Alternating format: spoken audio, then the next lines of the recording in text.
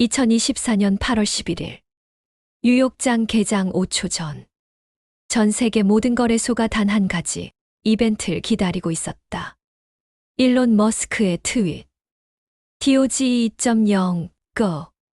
하지만 그 트윗이 올라오기 정확히 17초 전. 한국 서울 여의도의 한 빌딩 옥상에서는 누군가 노트북을 닫고 있었어요. 그는 이미 DOGE 2.0의 가격이 몇 초 후에 어떻게 움직일지를 다 알고 있었죠. 왜냐하면 그는 머스크가 손가락을 움직이기 전에 그걸 예측한 사람이었으니까요. 0.0001초. 고빈도 트레이딩 알고리즘이 유동성 풀이 살짝 비틀린 걸 감지했을 때 사람들은 아직 침대 위에서 핸드폰만 보고 있었어요. 그 0.0001초 안에서 그는 7억 원어치 코인을 84배 레버리지로 진입했고 트윗이 공개되자마자 가격은 지옥에서 천국까지 단숨에 치솟았죠. 1분 36초 만에 잔고는 97억 3천만 원이 됐어요. 하지만 그날 저녁 그는 그 전액을 전송했습니다. 이건 증명이 아니라 경고입니다. 그리고 다음 날 사라졌어요. 어느 나라 증권사에도 이름이 없고 어느 거래소에서도 로그가 남지 않았어요. 그를 부르는 사람들만 있었을 뿐입니다. 정혜운, 파생의 신, 혹은 금융의 유령. 그는 정말 존재했던 걸까? 아니면 우리 모두가 만들어낸 돈의 끝을 본 자의 신화였을까? 이건 실화일까요? 픽션일까요? 그리고 그가 마지막으로 남긴 문장. 저는 금융으로 사람을 지켰을 뿐입니다. 그 의미는 무엇이었을까요? 전의 전쟁 시즌 3 파생의 신, 지금부터 시작합니다. 시카고 개장 3분 전, 새벽 3시 27분, 시카고 선물 시장이 개장하기 3분 전이었습니다.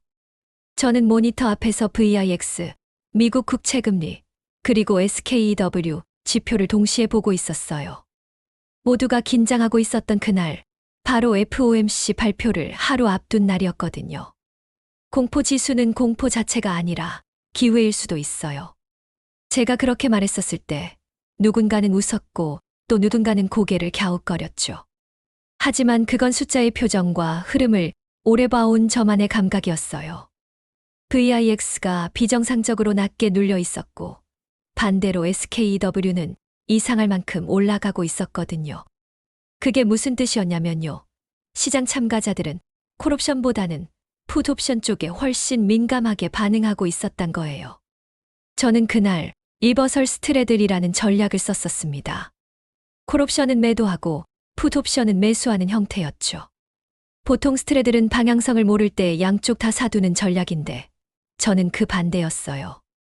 왜냐하면 시장의 공포는 이미 풋옵션 쪽으로만 쏠려 있었고 그 쏠림이 틀어질 타이밍이 다가오고 있었거든요. 이건 반등이 아니라 뒤틀림입니다.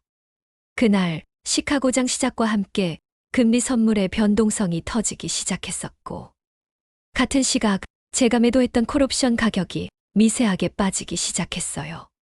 한편으로는 풋옵션 가격이 치솟았고요. 순식간에 저는 7천만 원, 1억 원, 1억 5천만 원 그렇게 수익을 실현하고 있었어요. 가장 먼저 터졌던 건 10년물 금리였고 그 다음이 나스닥 선물이었어요. 그 흐름을 타고 제가 만든 포지션은 1시간도 안 돼서 6억 원 이상의 수익을 만들어냈었습니다. 그때 옆자리에서 저를 지켜보던 한 선배가 이렇게 물어보셨어요. 혜운아, 너는 왜 남들이 무서워하는 걸 보고 들어가니?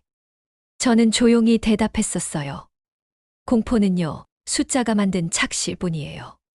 사람들이 두려워할 때 저는 그 두려움의 구조를 먼저 들여다봤었어요. 그날 밤 시카고 개장 3분 전이었지만 저는 이미 결과를 알고 있었던 사람처럼 움직이고 있었던 것 같아요. 모든 전략의 핵심은요, 지표가 아니라 지표가 움직이는 속도에 있었어요. 시장은 느리게 울지만 빠르게 반응해요. 그날 이후 저에겐 새로운 별명이 붙었었습니다. 시카고 3분의 남자. 하지만 저 스스로는 이렇게 생각했었습니다. 저는 그냥 공포라는 단어를 숫자로 바꿔서 읽는 사람일 뿐이에요. 상하이 아연 선물의 속삭임. 밤 11시 12분, 저는 늦은 커피 한 잔을 들고 있었어요. 사무실 안은 조용했고, 모니터에 내레밀었던 금속 거래소 아연 선물 가격이 미세하게 오르고 있었죠. 눈치채신 분들도 계시겠지만, 그 오름폭은 전형적인 비정상적 움직임이었습니다. 그날 중국 상하이에서는 아무도 주목하지 않았던 한 회의가 있었어요. 바로 지방생산시설 에너지 규제 발표였죠. 내용은 단순했었습니다. 내일부터 허난성 지역의 아연 재련소는 감산에 들어간다. 딱 한 줄짜리였지만 그 한 줄은 시장 구조 전체를 뒤흔들 수 있었어요. 저는 아연이라는 금속이 단순한 재료가 아니라 국내 2차 전지 및 도금 소재 ETF의 핵심이라는 걸 알고 있었거든요.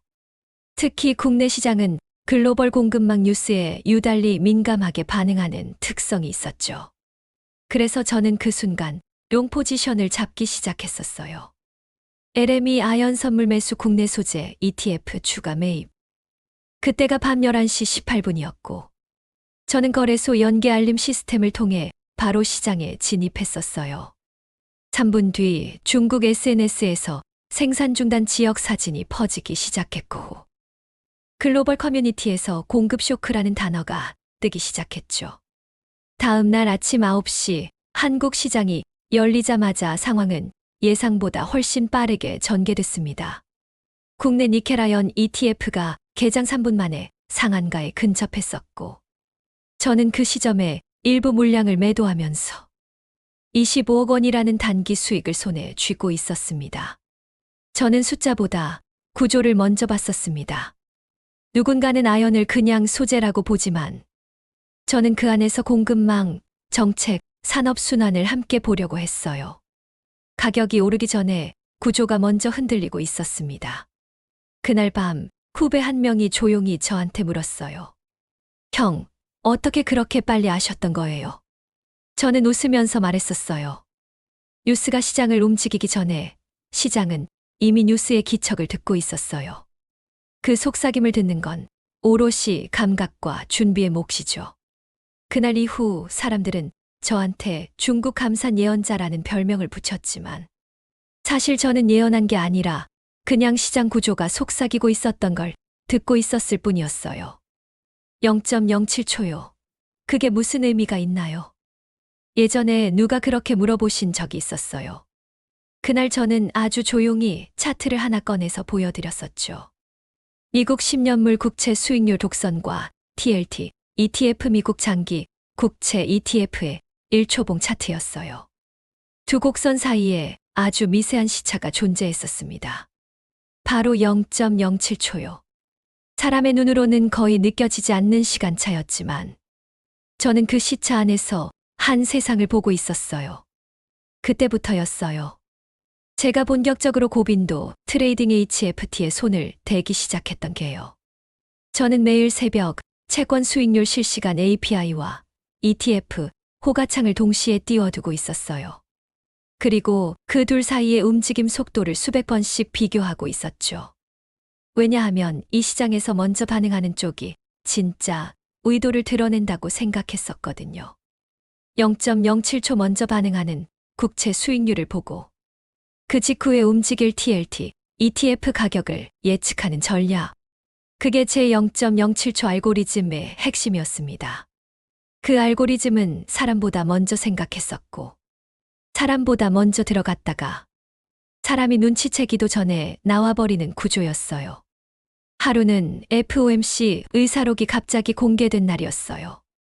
시장에서 일시적으로 금리 방향에 혼란이 생기면서 국채 수익률이 튀었고 TLT는 반응이 0.07초 늦었죠.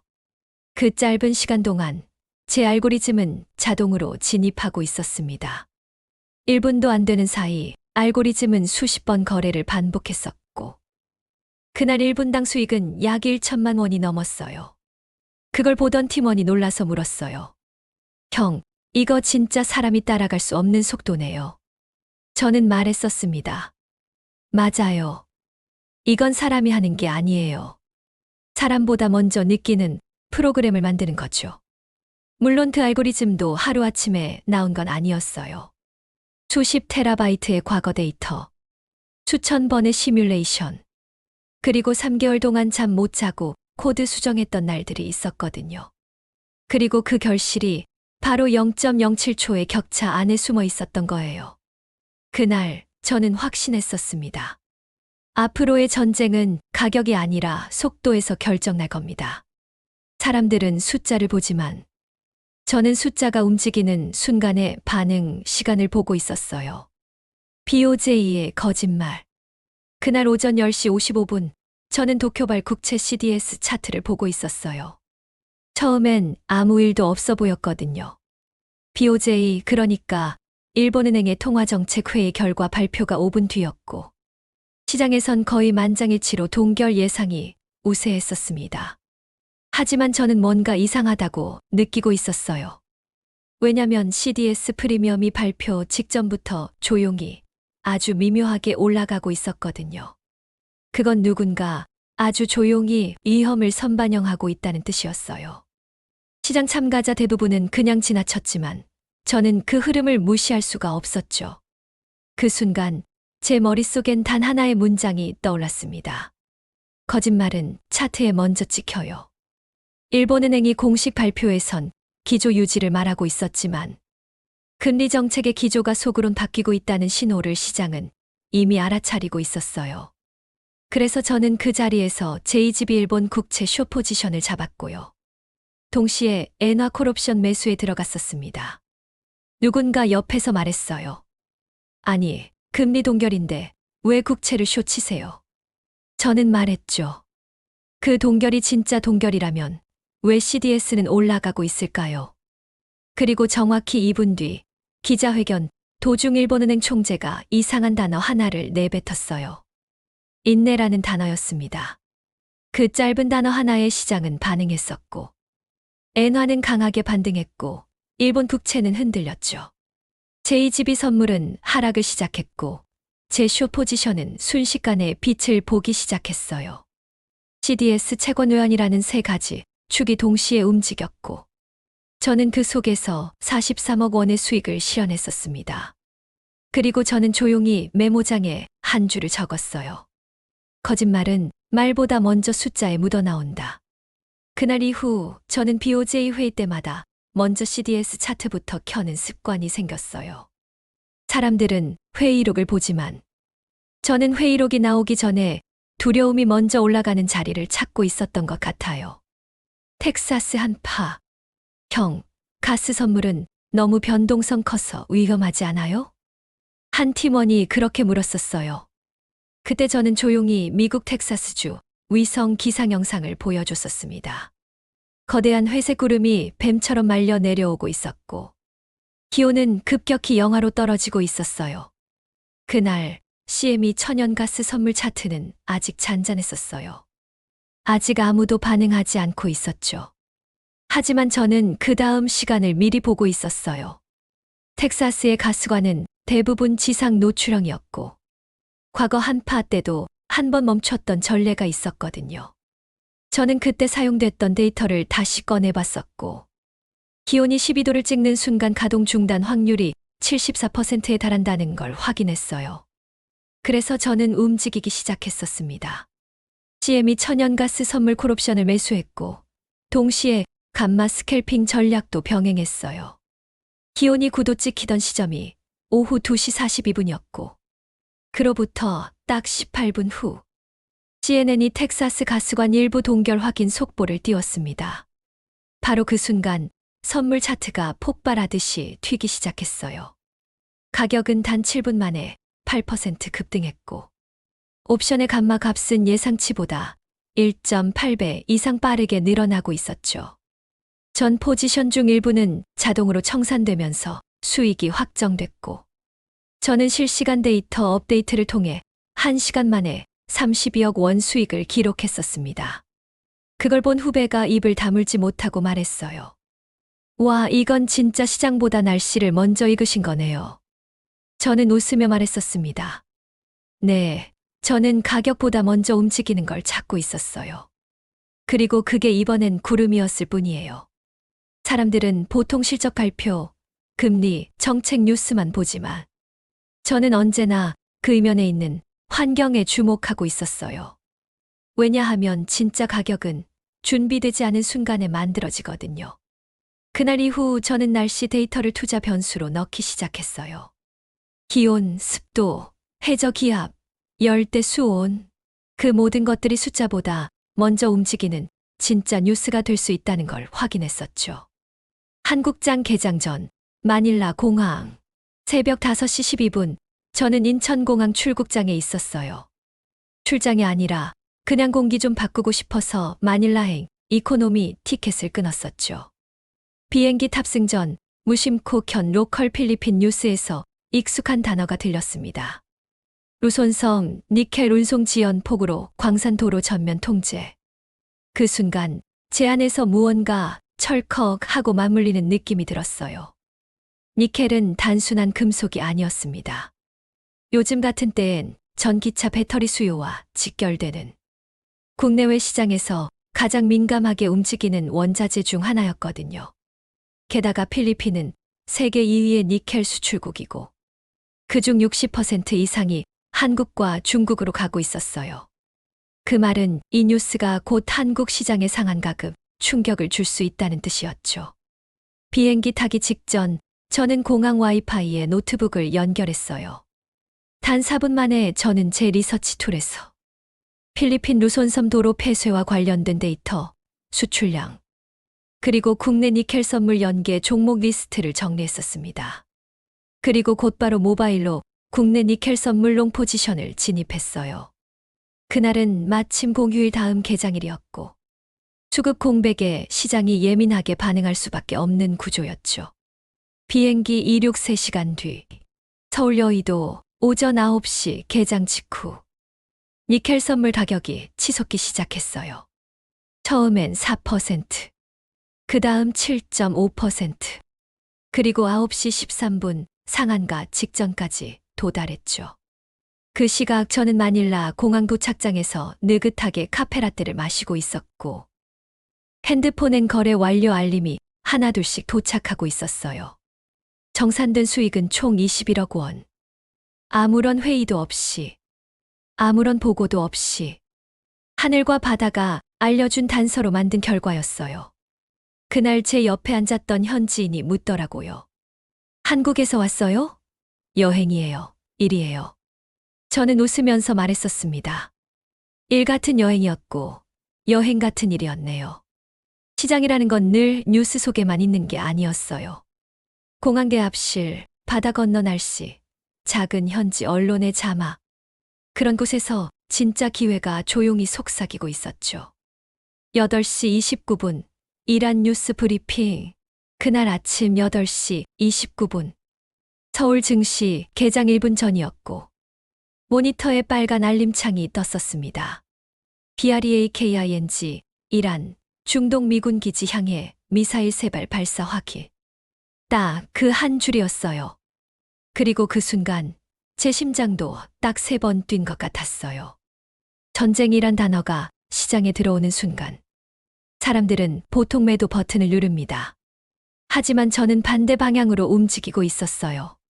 저는 곧바로 WTI 서부 텍사스산 원유 유가 선물 차트를 켰고 스프레드 포지션을 확인했어요. 이미 미세한 왜곡이 생기고 있었고 그 차이가 곧 시장의 공포를 반영할 자리가 된다는 걸 알았죠. 보통 유가가 급등할 때 단순히 롱 포지션만 잡는 건 한계가 있어요. 왜냐하면 시장이 너무 빨리 과민 반응을 해버리거든요. 그래서 저는 그때 백워데이션 구간에서의 스프레드 롱 전략을 사용했었습니다. 쉽게 말하면 단기 유가는 오르고 장기 유가는 아직 반영 전인 상태. 그 둘 사이의 간극을 매수하는 거였어요. 그러는 동안 뉴스 속보는 계속됐어요. 사망자 발생 여부 확인 중, 브렌트유도 동반 급등 중, 사우디 국경지대 긴장 고조. 그 순간에도 저는 차트를 조용히 보고 있었고 시장 전체가 흔들리는 그 순간에 저는 오히려 고요하게 베팅하고 있었어요. 그날 오전 10시 20분 WTI는 9% 급등했고 브렌트 유와의 스프레드도 제 예상대로 벌어졌습니다. 그리고 저는 그 안에서 50억 원의 수익을 실현했었어요. 한 투자사가 그걸 뒤늦게 파악하고 저한테 연락을 줬었죠. 정혜원 씨, 이건 무슨 모델 쓰셨어요? 시황 예측인가요? 저는 웃으면서 말했었습니다. 아니요, 저는 공포가 올 자리를 기다렸을 뿐이에요. 시장 전체가 패닉일 땐 오히려 진짜 수익은 가장 조용한 포지션 안에 있거든요. 누군가는 유가를 보지만 저는 유가가 왜곡되는 시간을 먼저 보고 있었어요. 공포는 크면 클수록 방향이 분명해집니다. 그 방향을 찾아내는 건 두려움을 들여다볼 용기였어요. IMF 보고서 13페이지. 그날은 평소보다 조용한 아침이었어요. 시장도 크게 움직이지 않았고 뉴스도 별다른 게 없었죠. 하지만 저는 조용히 한 가지 문서를 꺼내고 있었어요. IMF 개발도상국 외환시장 안정화 보고서. 그 해봄에 공개된 자료였고 저는 그중 13페이지를 유독 오래 들여다보고 있었어요. 거기엔 이런 문장이 있었습니다. 중남미 일부 통화는 미국 달러 금리와의 상관성이 급격히 약화되고 있다. 그 단 한 줄이었지만 저는 그걸 보고 콜롬비아 페소를 떠올렸어요. 콜롬비아는 커피랑 석유 수출국인데 최근 들어 수출 감소와 함께 환율 방어를 위해 자국 국채를 팔고 있었거든요. 그 말은 기초 체력이 무너지고 있다는 신호였어요. 그래서 저는 그때 콜롬비아 국채 CDS 차트를 열어봤습니다. 놀랍게도 서서히 프리미엄이 오르고 있었어요. 이건 누군가 조용히 리스크에 대비하고 있다는 뜻이었죠. 바로 그날 저는 CDS 상승, 페소 하락 베팅 통화 스왑 구조, 포지션을 동시에 잡았었어요. 글로벌 투자하는 글보다 한 발 먼저 움직인 셈이었죠. 왜냐면 그들 대부분은 보고서 전문을 아직 다 읽지도 않았거든요. 이틀 뒤 국제 뉴스 헤드라인이 떴습니다. 콜롬비아 정부 외환시장 긴급 개입할. 그 순간 페소 환율이 급등했고 제가 들고 있었던 CDS 연계 베팅은 단 3일 만에 복합 수익률 180%를 찍었어요. 한 글로벌 헤지펀드에서 저를 주시하던 애널리스트가 메일을 보내왔습니다. How did you find this out? We missed it entirely. 저는 짧게 답했었습니다. 페이지 13점. 그 이후 그들은 저를 페이지 리더라고 부르기 시작했어요. 사람들은 뉴스만 보고 투자하지만 저는 언제나 뉴스가 나오기 전에 묻혀있는 단어들을 먼저 보고 있었어요. 그리고 그 단어 하나가 세계를 뒤집는 시그널이 되기도 하거든요. FOMC 이후 변동성의 블랙홀. 그날 밤 FOMC 회의가 끝난 직후였어요. 사람들은 발표된 금리 숫자에만 매달려 있었고 해설 기사와 뉴스 자막이 화면을 도배하고 있었죠. 하지만 저는 그 숫자 자체보다 그 숫자가 바뀌고 있는 속도에 집중하고 있었어요.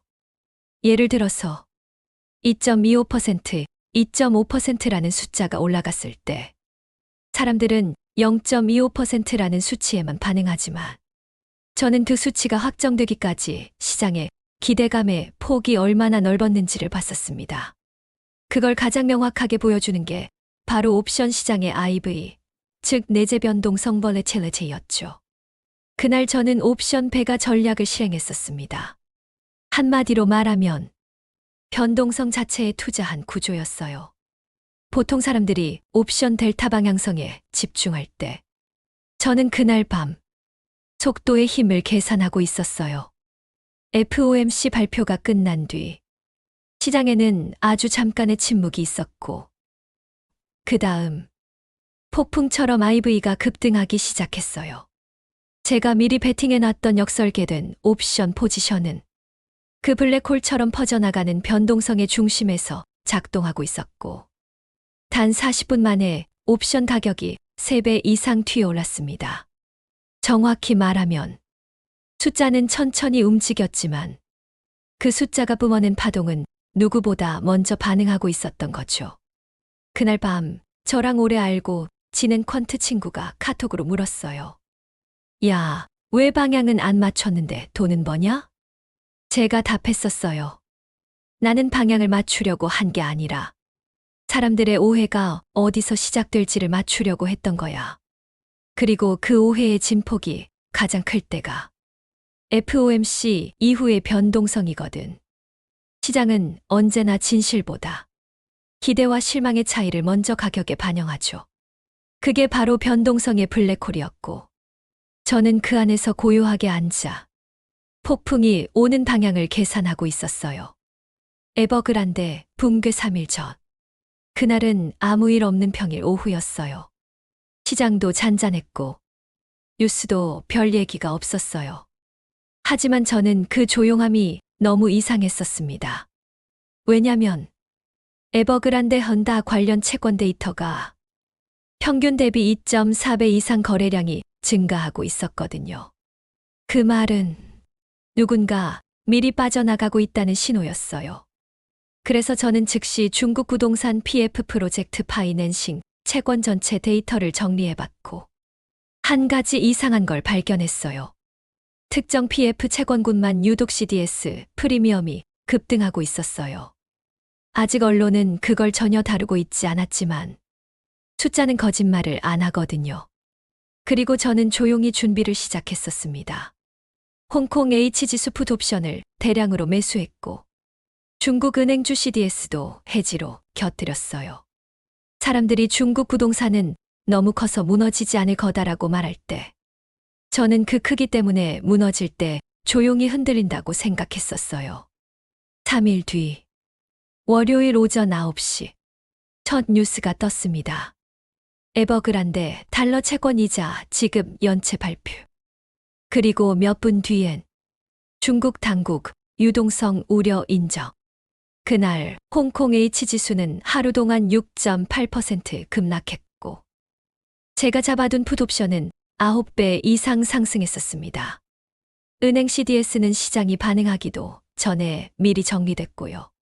총 수익은 72억 원. 소리 없이 다가온 폭풍 속에서 저는 누구보다 먼저 비를 맞고 있었고 누구보다 먼저 우산을 들고 있었어요. 후배 한 명이 말했어요. 형, 어떻게 그렇게 미리 알았어요?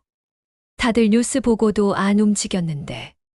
제가 그때 했던 말 아직도 기억나요. 거대한 건물은요. 무너질 때 소리부터 나는 게 아니라 먼저 진동부터 와요. 사람들은 뉴스의 제목을 보지만 저는 항상 뉴스가 나기 전에 데이터의 진동을 먼저 듣고 있었어요. 노르웨이 기후보고서. 그날은 이상하게도 뉴욕장이 열리지 않는 공휴일이었어요. 대부분의 트레이더들이 휴가를 떠났고 시장은 조용했죠. 그런데 저는 혼자 노르웨이 환경부에서 발표한 기후보고서 한 문장에 꽂혀 있었어요. 유럽은 2026년까지 탄소 배출권 가격을 최소 3배로 조정해야 한다. 그건 단순한 전망이 아니라 법적 강제성이 있는 정책 초안의 초석이었어요. 사람들은 보통 탄소 배출권을 환경 이슈로만 보지만 저는 그걸 금융의 연료라고 생각했었어요.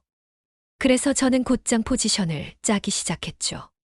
1.26 ETS 탄소 배출권 ETF 콜옵션 매수. 2점 기후기술 관련 ETF 장기 보유. 3점 탄소 가격과 커플링되는 글로벌 기업에 대한 롱 전략. 시장 반응은 느렸어요.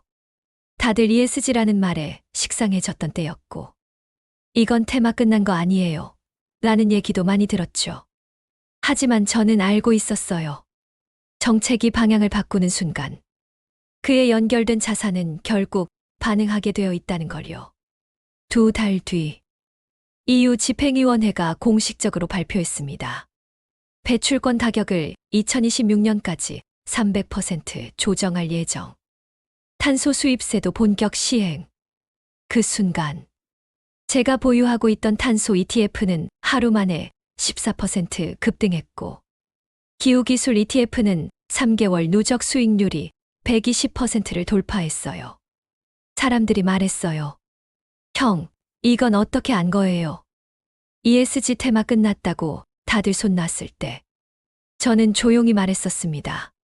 끝난 게 아니라 아직 제대로 시작도 안 한 이야기였던 거예요.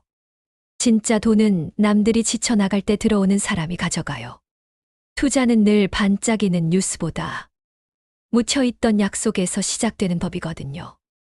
그리고 그 약속의 문장을 저는 조용한 보고서 46페이지 작은 각주에서 찾았었습니다. 정해운 세계를 다시 흔들다. 그해 겨울 싱가포르의 한 자산운용사에서 정식 초청 메일이 왔었습니다.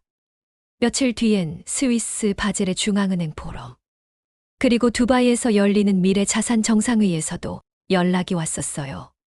이제는 우리가 먼저 그를 부릅니다. 그 문장이 각국 초청장에서 공통으로 적혀 있었어요. 그리고 저는 조용히 짐을 쌌습니다. 아무 말도 없이 익숙한 여의도의 작은 사무실 불을 끄고 나왔어요. 그리고 출국하기 전 진짜로 아무도 몰랐던 한 건이 더 있었어요. 트위터 트윗 17초 전 일론 머스크가 DOGE 2.0이라는 단어를 트윗하기 전에 제 AI 시스템이 0.00014초짜리 호가의 틀어짐을 감지했었어요. 저는 그걸 보고 이더리움 DEX에서 DOGE 변형 토큰을 매수했고 트윗이 뜨자마자 그 가격은 97배가 됐죠. 정확히 4분 51초 만에 저는 1억 원을 넣고 97억 원을 만들었어요. 물론 그 수익은 결국 전부 비영리로 넘겼습니다. 왜냐면 그건 진짜 우연이 아니라 시스템의 증명이었거든요. 그때 후배가 묻더라고요. 형, 진짜 미리 안 거예요. 제가 웃으면서 말했었죠.